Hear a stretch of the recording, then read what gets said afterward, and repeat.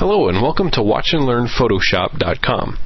In a previous tip, we looked at how to adjust the colors of this photograph by using the Match Color tool. And the Match Color tool basically takes the colors in another photograph, a similar photograph with similar colors in it. It takes those colors and uses those colors to match colors with your current photograph, so we can actually adjust if the grass wasn't green enough in this photograph, but we have another similar photograph of the two kids playing in the sprinklers. And the grass in that photograph is a lot greener, then we can use that to bring out the green in this grass. But let's say that we don't have another photograph to compare it to. How are we going to adjust the colors here? Well, let me show you a tool. First of all, we're going to create a new copy of our image. We don't want to mess with the original image, so we'll drag the original down to the new layer icon, and we're going to adjust the colors on this new layer that we've created. Okay, now we're going to go to the image menu, we're going to go to adjustments, and we're going to select color balance. You'll notice that there are three different levels here. We have a spectrum from cyan to red, and then another one from magenta to green, and another one from yellow to blue. Also, we have our tone balance. We can adjust the shadows, the midtones, and the highlights.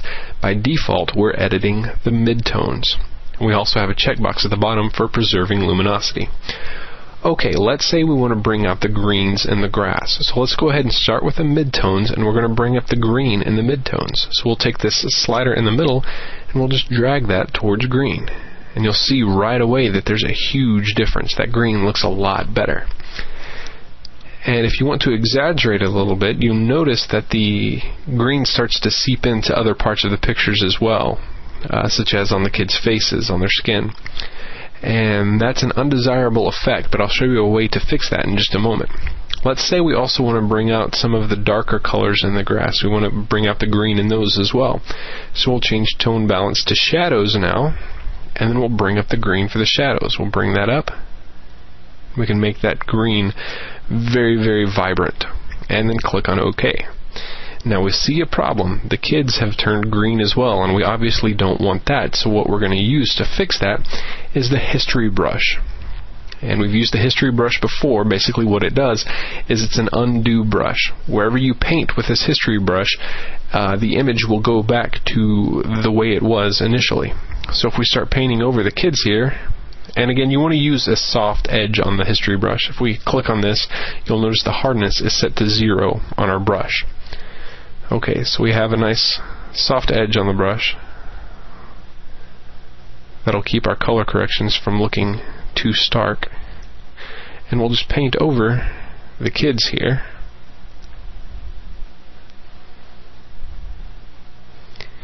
And get rid of all of that green that we added. But it'll just get rid of all that green in the sections that we paint over. So you can see that this is a very, very effective tool for adjusting colors in your photograph when you don't want to adjust it in the whole thing.